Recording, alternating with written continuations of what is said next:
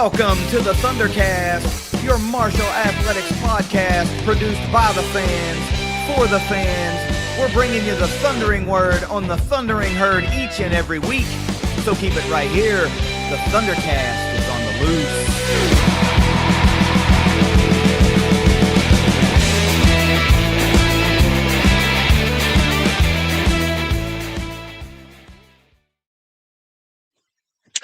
Oh, guys, we are live here at the west lot of Joan C. Edwards Stadium for Marshall football spring game weekend, and it is going down right now.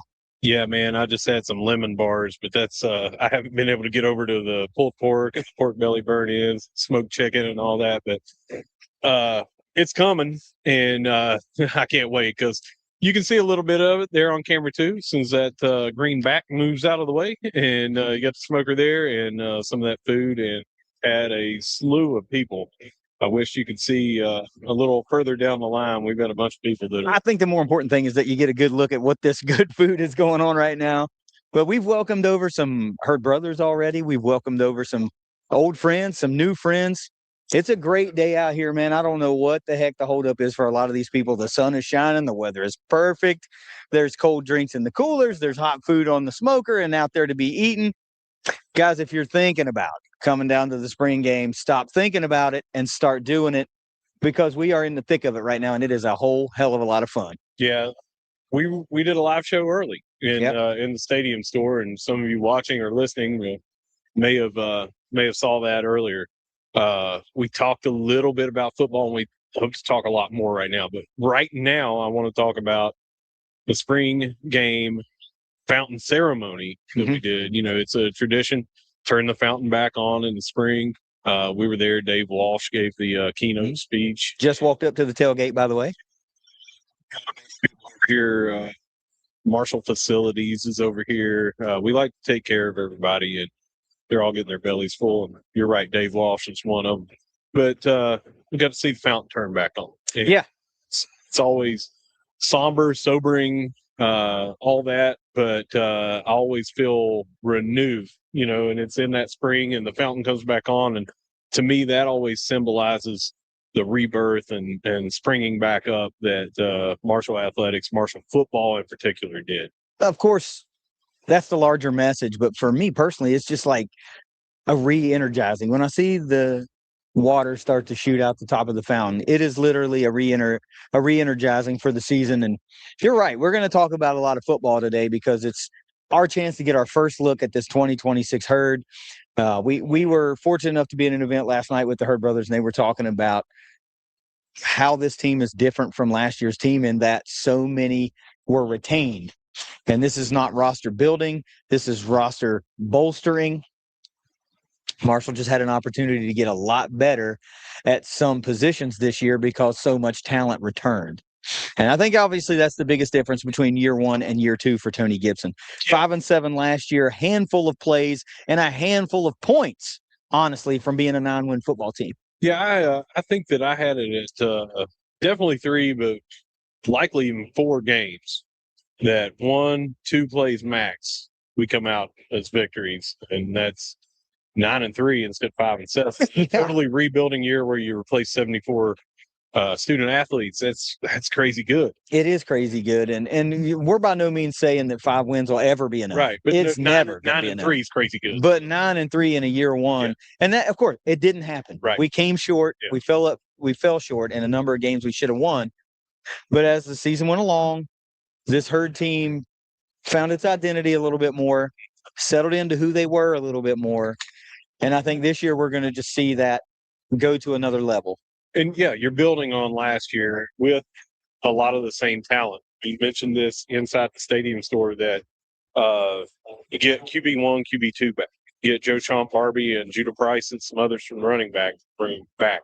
Wide receivers, you bring back Tamarez, you bring back Norton. But then you bring in a lot more talent in that wide receiving core. You bring back tight end 1, tight end 2. Right. Toby Payne, an all-timer here, because he's local. He stayed, had he's a mismatch nightmare out there. But Tracy Stevens was really good, really athletic. He brings a lot to blocking. He's also capable around the end zone. So Yeah, we've got a lot on offense we can build. Jalen Slappy is back. Over on defense, we talked about we're going to have much better. We should have set those scenes up. We were It's all right. but we had the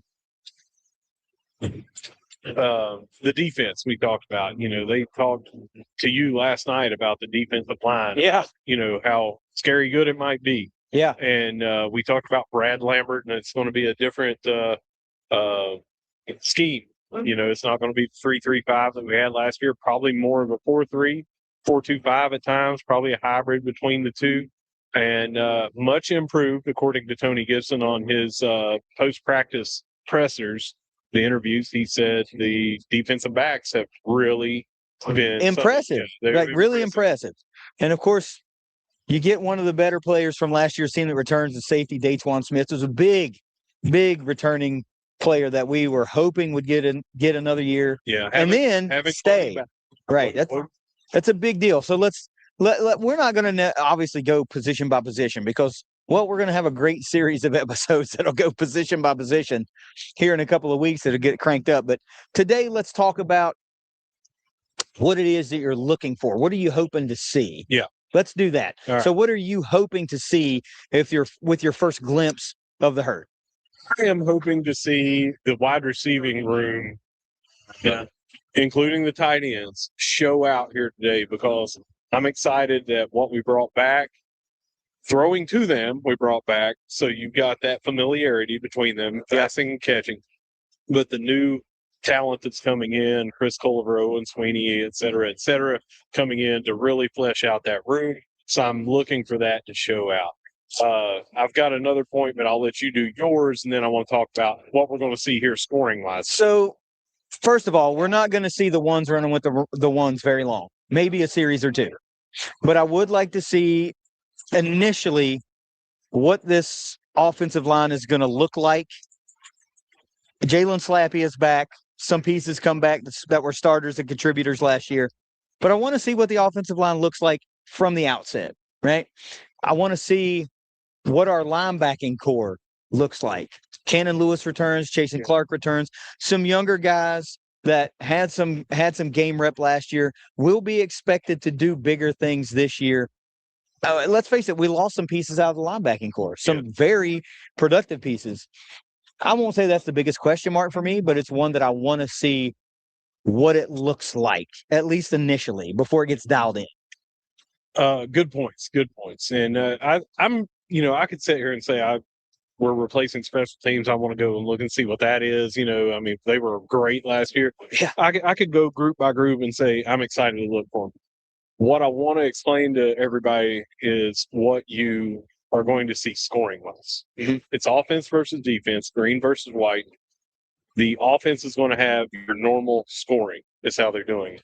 Totally different on defense. If you get a stop, get a 3 and out, or they have to punt or whatever, defense gets 3 points. Okay. If they have I think it's for every turnover forced, it's 5 points. And then if it's a pick six, fumble recovery for a touchdown, scoop and score, it's 11 points. So you're going to see a different type of scoring. You're going to see the first half is what they're going to play. And then at halftime, they're going to bring the fans on the field. You can interact with the players, coaches, and everything, do some signings, do some meet and greets. So this is a totally different game that you're going to normally see here in the fall. But again, it's geared toward the fans, but they're also going to be able to watch what the defense can do versus the offense. Yeah. And I don't know that anybody was expecting to see a traditionally played football game, right? Because A, you don't want to give anything away. B, you're not going super mega full speed, right?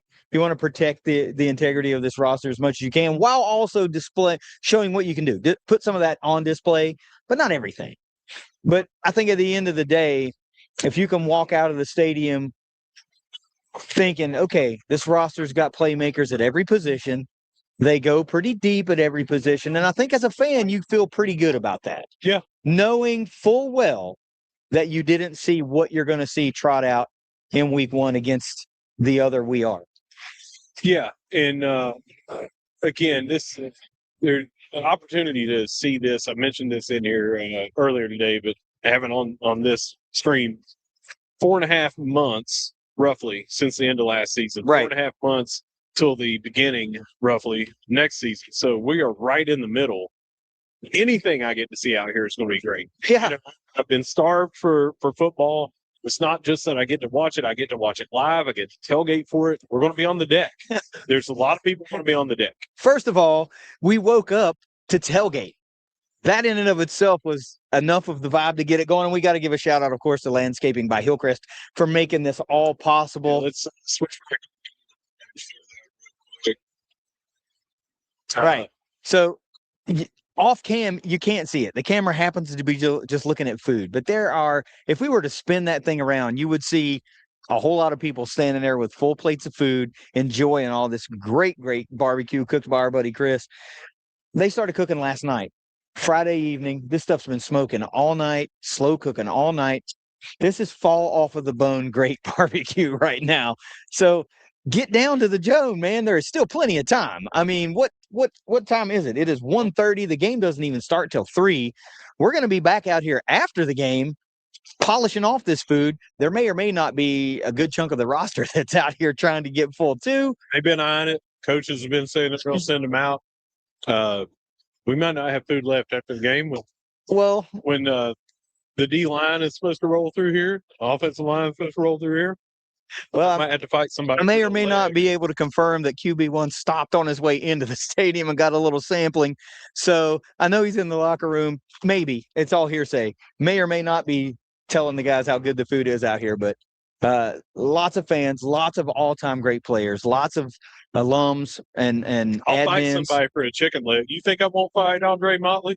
But I tell you what, those of you guys that are watching right now, put in the comments, what are you looking forward to for spring game today? What are you hoping to get reports of from us or anybody else on social media that you saw today? I'll tell you what you're going to see is a bunch of Herd brothers like Andre Motley here. Right. Should be in the Hall of Fame. But 262, is that the yard? Oh, yeah. 262 receiving yards in a single game. Fella by the name of Moss finally broke that. That's right. But until that, my dog here, he was the guy. Yeah. Still the guy. Still the guy. Well, I mean, still the guy at the top of that record. But you got to add Moss broke that in the first half. I wouldn't say that. Well, Ain't no comparing to that guy. well, I heard he's taller, just a hair faster, and could jump just a little bit better. That's right. That's right. But no, I brought Andre over. I love Andre. Everybody that has ever met Andre loves Andre. But he was part of the thing last night, and there are so many different people here for this Herd Brothers reunion weekend. He's here every year, but you can see some of your favorites that you may have grown up watching, or while you were here in school watching, or as an adult watching. Exactly. And Chris Park was here last night. It was good to see. And Great to how see many, Chris. How many different people, when we're talking on Twitter or Facebook or something, someone says Chris Parker when they're talking about all-time greats here? Oh, yeah. But I'll let you get back to eating. Okay, man. You've got a tray of cookies with you. That's right. passed on all the good stuff over there just to get the. I appreciate you. Always great to see you, Andre. Always great to see you. Just a smidgen of what you get at a Thundercast tailgate. Again, thanks to Landscaping by Hillcrest for allowing us to put this all on for Herd fans, Herd brothers, and players and coaches. Honestly, anybody that walks up is welcome to grab a plate of food. You never know what you're going to see or who you're going to see and who's going to stop by the tailgate on Thundercast Live, powered by Ignite. That is true. ADs come out here. We've had and it's not just who stops by, it's that how long they stop by. It's the fellowship that they give those fans.